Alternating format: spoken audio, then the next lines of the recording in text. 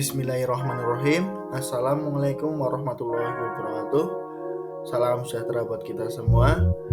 Perkenalkan, saya Anggit Tasbihul Imam, calon guru penggerak angkatan 8 dari kota Salatiga.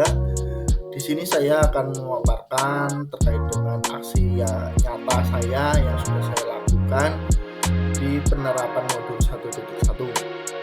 Selamat menyaksikan. Refleksi selama mengikuti pendidikan guru penggerak pada model 1.1, saya merasakan bahwa refleksi kali ini saya akan menerangkan tentang bagaimana sih sebelum saya mempelajari modul dan sesudah mempelajari modul 1.1 tentang filsafat nilai-nilai Ki Hajar Dewantara. Yang pertama tentunya ketika pembelajaran biasanya saya tidak melakukan kesepakatan terlebih dahulu dengan anak-anak sehingga cenderung berpusat pada guru. Jadi dalam melakukan pembelajaran tidak adanya kesepakatan bersama, kemudian monoton juga.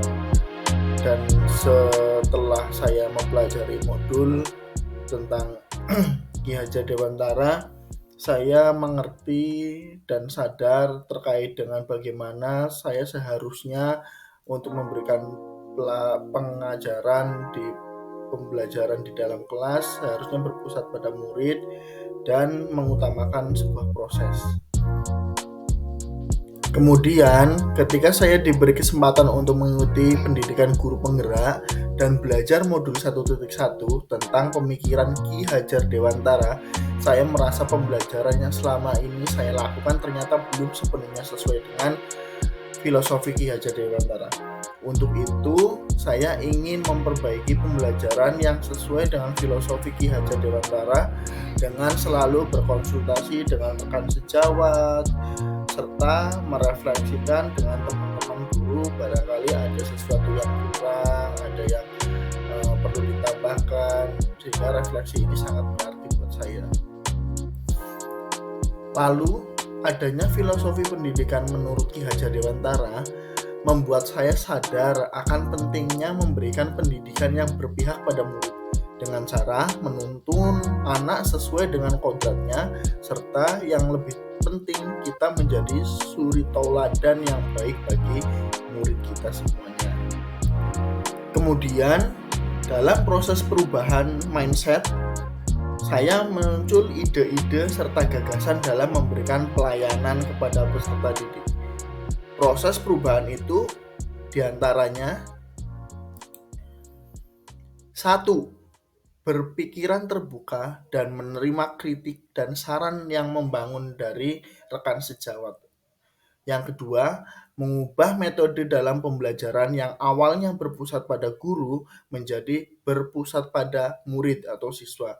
Yang ketiga, membuat kesepakatan kelas dan merefleksikan di setiap akhir kegiatan.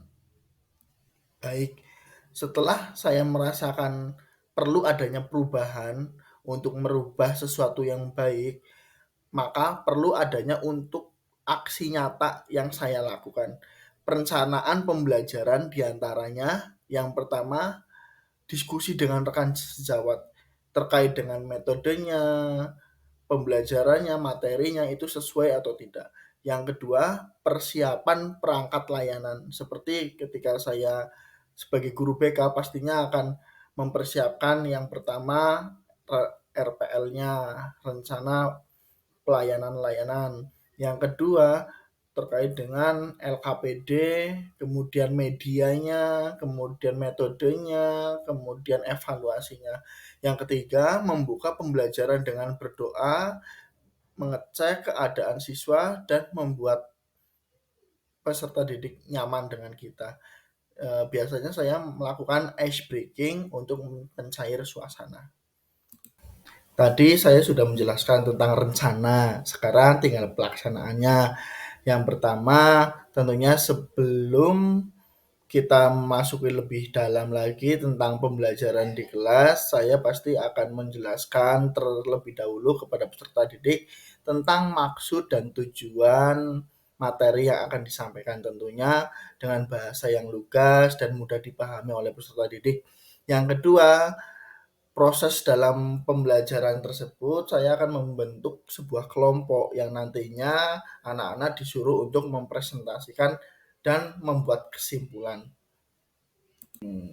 Dan yang terakhir, setelah saya membuat perencanaan, kemudian pelaksanaannya berjalan dengan lancar, tentunya ada sebuah penutup yang nantinya anak disuruh untuk merefleksikan pembelajaran yang sudah ia pelajari, kemudian anak disuruh mengisi lembar kerja peserta didik, kemudian mengevaluasi terkait dengan pas pembukaan dari awal, pelaksanaan pembelajaran, kemudian penutup, kemudian diisi dengan doa terlebih dahulu agar layanan pembelajaran yang sudah dilaksanakan bisa bermanfaat buat peserta didik.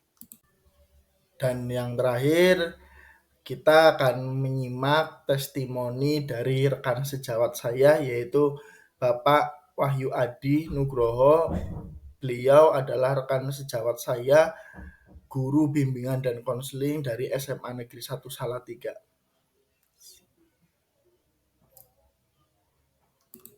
Assalamualaikum warahmatullahi wabarakatuh.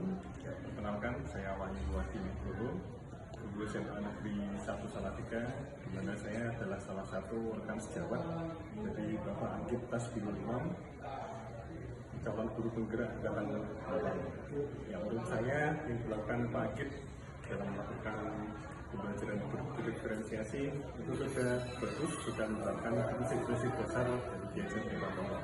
Untuk program kita sendiri tetap semangat dalam menjalankan tugas, semoga nanti sukses dalam berprogramnya. Terima kasih. Oke, yang terakhir saya mengucapkan banyak terima kasih untuk Anda semua yang sudah berkenan menonton video saya terkait dengan aksi nyata saya di modul 1.1. Semoga bermanfaat buat kalian. Jangan lupa like and subscribe. Terima kasih. Wassalamualaikum warahmatullahi wabarakatuh.